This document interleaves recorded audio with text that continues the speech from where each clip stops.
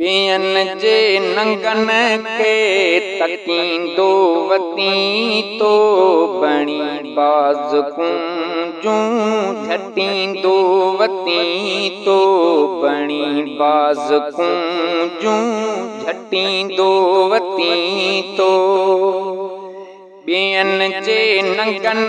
खे तकींदो वती तो बणी बाज़ कुंजूं झटींदो वती तो बणी बाज़ कुंजूं झटींदो वती तो बचन वारो आहे कमीनो कसारो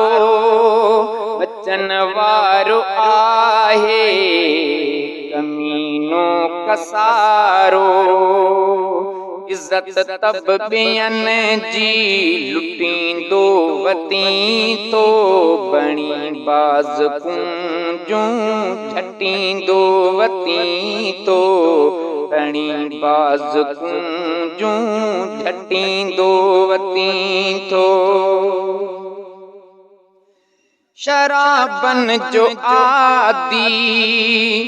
ज़ानिब आहे शराबन जो आदि ज़ानिब आहे शराबन जो आदि ज़ानिब आहे शराबन जो आदि ज़ानिब आहे तॾहिं मोह मथो तूं पिटींदो वती तो बणी बाज़ कुंजूं झटींदो वती तो बणी बाज़ कुंजूं झटींदो वती तो ॿियनि जे नंगन खे तकींदो वती तो बणी बाज़ कुंजूं झटींदो वती तो अखियुनि वारो अंधो रोहित आहे अखियुनि वारो अंधो रोहित आहे अखियुनि वारो अंधो रोहित आहे अखियुनि वारो अंधो रोहित आहे तॾहिं रूप पंहिंजा तॾहिं रूप पंहिंजा मटींदो वती तो बणी बाज़ कुंजूं झटींदो वती तो ॿियनि जे नंगन खे तकींदो वती तो बणी बाज़ कुंजूं झटींदो वती तो मायासीन हिन खे असुल खां सुञाणा मायासीन हिन खे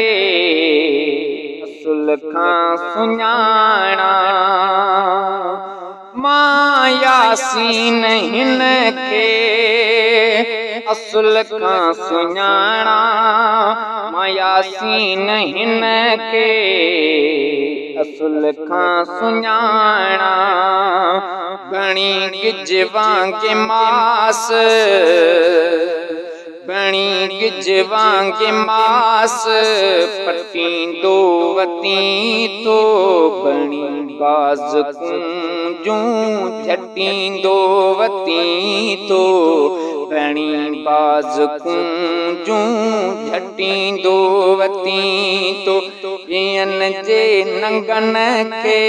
तकींदो वती तो बणी बाज़ कुंजूं झटींदो वती तो बणी बाज़ कुंजूं झटींदो वती तो।